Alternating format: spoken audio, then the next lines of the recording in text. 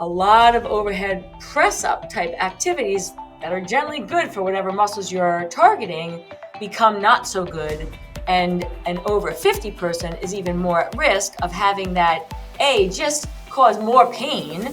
Hi, welcome to the Judy Terrell Show, where I explore topics intended to optimize every body 50, 60, 70, and above. Hi, everybody, and welcome to the Judy Terrell Show. I am Judy Terrell, and you are now joining me in my second 6-part series of podcasts. And this second series is addressing what are the top 6 most common exercise modifications, adjustments that I have seen in my practice that need to be done for people, men and women both, who are over 50. I am a huge advocate of exercise at all ages, definitely 50 plus, 50s, 60s, 70s, 80s, beyond. I myself am 59 years old. And when I turned 50, I started to really focus my practice in on the specific needs of the 50 plus population, because I've been in the fitness industry for 40 years. I'm a personal trainer. I have taught group exercise since I'm 18 years old, so 4 decades. But once I turned, let me back up. I am also an ultra endurance athlete myself, with 10 Ironman triathlons under my belt and 4 over 100-mile ultra distance runs. I am still competing at 59 years old. But when I turned 50, I started to recognize that there are differences in your body, even if you're fit and even if you're not, that you have to be educated as to what you need to do that's different in the 50 plus stage of your life from what you would have done when you were 20, 30, and 40. Okay. So this is my 4th in this series, and I'm going to address some specific movements that are done very prevalently in all types of exercise, whether it be strength training, which is very necessary for the over 50 population, whether it be yoga, which is very necessary for the over 50 population, or a number of other type of activities. So what I'm going to talk about in today's series is many people over 50, and especially women. It seems to be more prevalent in women, but that does not mean it doesn't happen to men. We get tension in our neck muscles and in our upper trapezius muscles and throughout the shoulder, both the anterior or front shoulder muscles, the top shoulder muscles, and then there's a set of muscles in the back called the shoulder cuff, and in those muscles. So basically from the ears to the shoulders, this area is a very, just from everyday living, we tend to be on our computers a lot with our head, I'm going to give you a side view, forward. So we walk with, intensity, because we are always on a deadline and usually running late. And so we have this forward head motion. This forward head motion is contributing to why this area of our body gets to be more rigid and more tight and cause more problems than other areas of our body. Your head weighs anywhere between 7 and 10 pounds, depending on a variety of things. But the more intelligent you are, the more brain cells you have, your head's going to be heavier. But that's tongue in cheek. But it's a 7 to 10 pound weight. And when you are asking muscles of the neck and then the upper trapezius and the shoulders get involved to hold it out forward in a position for a long period of time, it would be like if you put a dumbbell in your hand and then you held your arm out straight. You could do it for a minute, 2 minutes, 5 minutes, 10 minutes. This whole shoulder area is going to get it's going to seize. It's going to shake. It's going to have severe pain because you're isometrically holding a weight out, longer lever system, and not moving it, staying in one position. So this is part of what happens in our everyday life activities in our current society. We're looking down at our devices all the time. Our head is forward, and these neck muscles get locked into position in this stretched, loaded position, and it can cause all sorts of havoc. It can cause what feels like migraine headaches, which are really the result of muscle tension, to just, like seizing muscles that are very painful, and that won't release. And, just a general discomfort, a resting of the motion of the arm, leading into a frozen shoulder. Or if you can get it up, it's like there's just a lot of pain in that area. So that's the biomechanical contributors. Then we also have just when somebody is in fight or flight or under stress, the normal human animal reaction is this like shoulders come up to the ears, and like kind of like protecting yourself from a fight or flight. Throughout evolution, that's what would cause stress. But now it's a deadline, or a never-ending sequence of just little tiny stressors that are just never ending, and we're constantly in this like shoulder up, like defensive motion. And so you add the forward head and our everyday patterns with activities to this constant fight or flight response, or being under stress. You have the perfect setup, no matter what age you are, for having, just like tension and discomfort and outright pain, anywhere in your head down to your upper shoulder area, front, back, and top. Now, add that to a 50-plus-year-old muscle tissue and joints. The cervical spine is involved here, the shoulder joints, tendons and ligaments that are attached in there, as well as, the muscles. And you have the perfect storm for just like a locked up, painful neck and upper back shoulder area. All right, so there's the setup for what I'm going to address now. Now you take that 50-plus-year-old body and you enter into a strength training program, and you're given weights. And in order to hit the shoulder and upper, get these nice muscular shoulders and well-rounded arms, a lot of movement patterns are going to involve things where you're pushing up over your head. Okay, the military press classic shoulder exercise, and any number of things where you're like in this position and then pulling down, lat pull downs, things like this, but your arms are up like this for a series of that exercise. So now you're taking muscles that are tense and stretched, but they're locked up in this position, and then you're asking them to contract. So you're taking tight and then asking it to get even tighter. And for that reason, a lot of overhead press up type activities that are generally good for whatever muscles you're targeting become not so good. And an over 50 person is even more at risk of having that just cause more pain and not necessarily an injury, or actually lead to now even more muscle tightening, which can now pull on the bones that the muscles are attached to, and then cause a misalignment, and that can lead to things like tendonitis and bursitis and a whole host of just discomfort injuries. Now that is in the strength training arena, but interestingly, yoga, which is also a very big movement right now, and lots of people engaging in it of all ages. And if you're over 50 and you've got tight muscles and tight joints, yoga is therapeutic for that. So 50-plus people are wanting to get into yoga, and they do. And there are a lot of positions in yoga that involve this over-the-head position, but not the same way that shows up in strength training.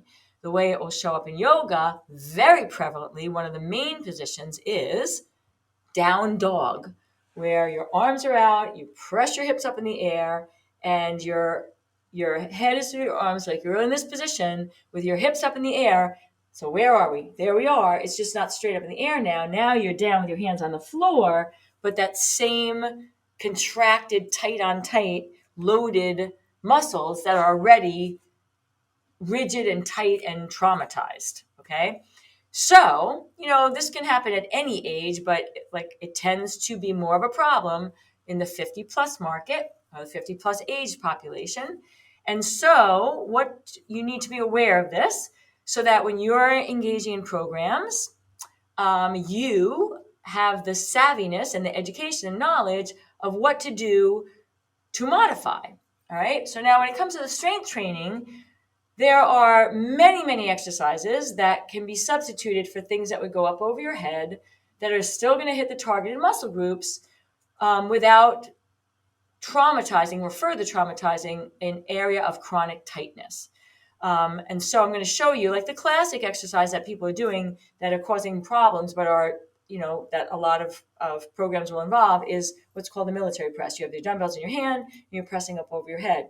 That is to target the deltoid muscle that runs over the top of the shoulder and some of the anterior and posterior as well. But so if you know, when you get up in the morning, I have to add one more thing. When we sleep at night, we tend to sleep, like on our side like this. So now we got, again, this locked up position.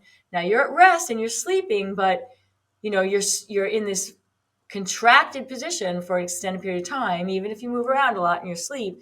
And then if you tend to sleep on one side versus another, and then so you'll have the right side when you wake up in the morning.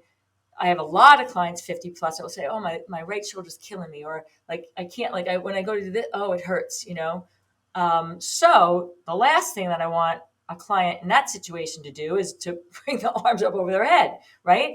So the class that I'm going to show you, what do you do? What's a modification that you can do so you're still getting your shoulders to work, but without adding insult to injury to your tight shoulder muscles. So instead of doing the military press, where, again, it looks like this, now you can get that same muscle group targeted by standing shoulder rows. So you're now bringing your arms up, your elbows come up like marionettes on strings, the weights stop at your chest and shoulder line. The elbows stay like just slightly above the shoulder line or right at the shoulder line or slightly lower, depending on how tight you are and what you're feeling in your body. But you're still now getting that target exercise while avoiding going up over your head. All right. Another way to do this would be alternating or both together, but I like to do alternating forward lat lifts or lateral lifts for the top of the shoulders. And you can also do this with elbows bent and do it a lateral side lift. So again, the key point here in all these exercises that I'm demonstrating is that you're never going above, shoulders out straight and going further up. Right now, down dog, which is a classic yoga position. And for those of you who don't know what it looks like, it's basically this. Your hands are on the floor, you're driving your hips up, and this position is loading the shoulders in the way that we just were looking at. So now what's a modification for this would be come down onto your knees, and then just, you're going to push your hips back, not into a child's pose, which is this pose, but, bring your arms out a little further. And then when you push back, you're still keeping your arms from going completely over your head. But in this position, when you're on your knees, the load on your shoulders is dramatically reduced because the weight of your lower body, and if you're a female, that's usually where we carry most of our, the majority of our weight is in our hips and glutes and our thighs. So now if you're on your knees when you do that, it would be like taking a lighter dumbbell if a heavier dumbbell is hurting you. So again, upper neck shoulder area, a very tight area for over 50 individuals, and specifically a little more predominantly in over age, 50 age individuals, and specifically to over 50 females, because we carry a lot of tension there. And so strength training exercises, avoid things where you're bringing your arms up over your shoulders, but you can do things that involve the shoulder muscles that come only to the shoulder line, because it's not actually the shoulders that are the problem. It's the neck muscles and the upper trapezius muscles, and then they are pulling on the because they attach into the various bones of the upper shoulder area, and then they are pulling those bones out of alignment, or getting the muscles getting stuck and pulling those bones out of alignment, and that's where a lot of the problems and the pain and discomfort comes. You can also get headaches from that because it's attaching into the back of your skull, the neck muscles, and then pulling on your brain basically, or your skull, which feels that's your head, and that's where you're getting the headaches from. So avoiding over the head movements, especially loaded, and only going shoulder height. And then the same thing in our yoga and Pilates type activities. What you want to do is modify so that down dog wasn't like this when you're on your knees.